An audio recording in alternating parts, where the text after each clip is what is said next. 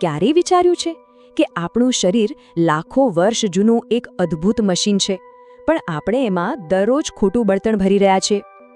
આ જ એ વિસંગતતા છે, એક એવી ખાઈ જે આપણા પ્રાચીન શરીર અને આપણા આધુનિક ખોરાક વચ્ચે બની ગઈ છે. ચાલો આજે આ ઊંડા રહસ્યને સમજીએ. આ આંકડો જુઓ, 67%. આ કોઈ સામાન્ય આંકડો નથી. વિશ્વ આરોગ્ય સંસ્થાના કહેવા પ્રમાણે આજે દુનિયામાં થતા દર 3 મૃત્યુમાંથી 2 મૃત્યુ કેન્સર, હૃદયરોગ અને ડાયાબિટીસ જેવી લાંબા ગાળાની બીમારીઓને કારણે થાય છે.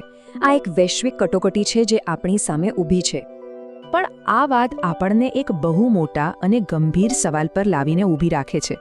જો આ રોગો આજે આટલા સામાન્ય છે, તો આપણા પૂર્વજો આનાથી કઈ રીતે બચી ગયા? માનવ ઇતિહાસના 99% સમયમાં આ બીમારીઓનું તો નામ નિશાન પણ નહોતું. એમની પાસે તો શું રહસ્ય હતું? જવાબ શોધવા માટે આપણે સમયના ચક્રને પાછું ફેરવવું પડશે. ચાલો મારી સાથે એક સફર પર ચાલો, લાખો વર્ષ પાછળ, એ સમયમાં જ્યારે આપણા પૂર્વજો શિકાર કરીને અને જંગલમાંથી ફળ ફૂલ ભેગા કરીને જીવતા હતા. અહીં જ કુદરતના ખોળામાં આપણા સ્વાસ્થ્યની અસલી બ્લુપ્રિન્ટ તૈયાર થઈ હતી.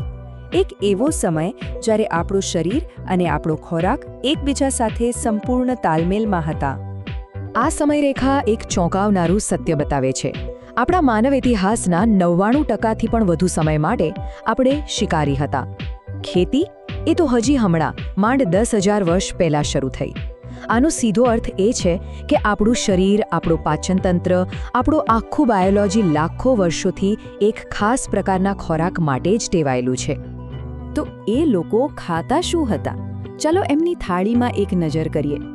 એમાં હતું ભરપૂર પ્રોટીન અને તંદુરસ્ત ચરબી, જંગલી પ્રાણીઓનું માંસ, નદીમાંથી પકડેલી માછલીઓ અને સાથે જંગલમાંથી મળતા મોસમી ફળો, શાકભાજી, કંદમૂળ અને સૂકા મેવા. પણ શું નહોતું? અનાજ, દૂધમાંથી બનેલી વસ્તુઓ કે પછી પ્રોસેસ કરેલી ખાંડ. એમનો ખોરાક સીધો પ્રકૃતિમાંથી આવતો હતો, શુદ્ધ અને ભેળસેળ વગરનો. અને આ ખોરાકે માત્ર આપણને શક્તિ જ ના આપી, એણે આપણને બુદ્ધિશાળી પણ બનાવ્યા. એ ખૂબ જ રસપ્રદ વૈજ્ઞાનિક સિદ્ધાંત છે, એક્સપેન્સિવ ટિશ્યુ હાઇપોથિસિસ. એ કહે છે કે જ્યારે આપણે માંસ જેવો ઉચ્ચ કેલરીવાળો ખોરાક ખાવાનું શરૂ કર્યું, ત્યારે આપણા આંતરડાને ખોરાક પચાવવા માટે ઓછી મહેનત કરવી પડી. એટલે એ ધીમે ધીમે નાના થઈ ગયા. અને આનાથી જે ઊર્જા બચી એ ક્યાં ગઈ? સીધી આપણા મગજમાં. ટૂંકમાં, સારા ખોરાકે આપણા મગજના વિકાસ માટે બળતણ પૂરું પાડ્યું. અને આનો પુરાવો અકલ્પનીય છે. છેલ્લા 30 લાખ વર્ષોમાં આપણા મગજનું કદ લગભગ 4 ગણું વધી ગયું. આ કોઈ નાનો સૂનો વિકાસ નથી. આ સીધો એ વાતનો પુરાવો છે કે આપણા શિકારી પૂર્વજોનો આહાર જ આપણા મગજના વિકાસ પાછળનું મુખ્ય કારણ હતો. પણ પછી ઇતિહાસે એક એવો વળાંક લીધો જેણે બધું જ બદલી નાખ્યું. એક એવો બદલાવ જેણે આપણા ખોરાક અને આપણા નસીબ બંનેને હંમેશ માટે એક નવી દિશા આપી. કેટલાક ઇતિહાસકારો આને માનવ ઇતિહાસની સૌથી મોટી ભૂલ પણ કહે છે. એ હતી કૃષિ ક્રાંતિ. પણ સમજવા જેવી વાત એ છે કે આ કોઈ સારી જિંદગી માટે કરેલી પસંદગી નહોતી. આ તો મજબૂરી હતી. હિમયુગનો અંત આવ્યો, આબોહવા બદલાઈ અને હાથી જેવા મોટા પ્રાણીઓ જે ખોરાકનો મુખ્ય સ્ત્રોત હતા તે લુપ્ત થઈ ગયા. ચારે બાજુ ભૂખમરો ફેલાઈ ગયો અને એ સમયે જીવતા રહેવા માટે ખેતી સિવાય બીજો કોઈ રસ્તો બચ્યો નહોતો. અને આ મજબૂરીની આપણા પોષણ પર જે અસર થઈ એ નાટકીય હતી. પ્રોટીનનું પ્રમાણ અડધાથી પણ ઓછું થઈ ગયું અને કાર્બોહાઈડ્રેટ્સે આપણી આખી થાળી પર કબજો કરી લીધો. આ કોઈ નાનો ફેરફાર નહોતો. આ આપણા શરીરના બળતણમાં આવેલો એક ભૂકંપ હતો. આની કિંમત આપણા શરીરે ચૂકવી. પુરાતત્વીય પુરાવાઓ બતાવે છે કે શિકારી પૂર્વજોની સરેરાશ ઊંચાઈ લગભગ 5 ફૂટ 10 ઇંચ હતી.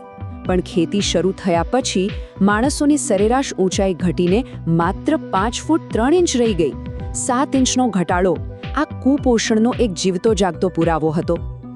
અને હવે આપણે આખી વાતના સાર પર આવીએ છીએ. હવે આપણે એ કડીઓને જોડીશું જે બતાવે છે કે કઈ રીતે હજારો વર્ષ પહેલા આવેલો આ બદલાવ સીધી રીતે આજની આધુનિક બીમારીઓ માટે જવાબદાર છે. આને આ રીતે સમજો. આપણું શરીર એક ડીઝલ એન્જિન જેવું છે જે લાખો વર્ષોથી પ્રોટીન અને ચરબીના ઉચ્ચ ગુણવત્તાવાળા ડીઝલ પર ચાલવા માટે બન્યું હતું. પણ ખેતી પછી આપણે એમાં કાર્બોહાઈડ્રેટ્સનું સસ્તું કેરોસીન નાખવાનું શરૂ કરી દીધું. પરિણામ? એન્જિન ચાલ્યું તો ખરું, પણ ધુમાડા કાઢવા લાગ્યું અને અંદરથી તૂટવા લાગ્યું. ખેતી અને ઔદ્યોગિક ક્રાંતિ પછી આપણી થાળી પર નવા મહેમાનો નહીં, પણ ઘૂસણખોરો આવી ગયા. ઘઉં, ચોખા જેવા અનાજ, દૂધ, ખાંડ, રિફાઇન્ડ તેલ અને દારૂ. યાદ રાખજો, આ બધી એવી વસ્તુઓ છે જે આપણા પૂર્વજોએ લાખો વર્ષો સુધી ક્યારેય ચાખી પણ નહોતી. અને આ જ આપણને પાછા એ જ ચોંકાવનારા આંકડા પર લઈ આવે છે જ્યાંથી આપણે શરૂઆત કરી હતી. આજે દર 3માંથી 2 મૃત્યુ એ જ રોગોથી થાય છે જેનું મૂળ આ ખોરાકની વિસંગતતામાં છે. એ રોગો જે આપણા પૂર્વજો માટે લગભગ અજાણ્યા હતા. તો સમસ્યા તો સ્પષ્ટ છે, પણ શું આનો કોઈ ઉપાય છે? શું આપણે આ ઐતિહાસિક ભૂલના શિકાર બનીને જ રહેવાનું છે? ના, બિલકુલ નહીં. આશા હજી બાકી છે. સવાલ એ છે કે આપણે આ અંતરને કેવી રીતે પૂરી શકીએ? અને જવાબ આશ્ચર્યજનક રીતે બહુ જ સરળ છે. એ આપણા ભૂતકાળમાં જ છુપાયેલો છે.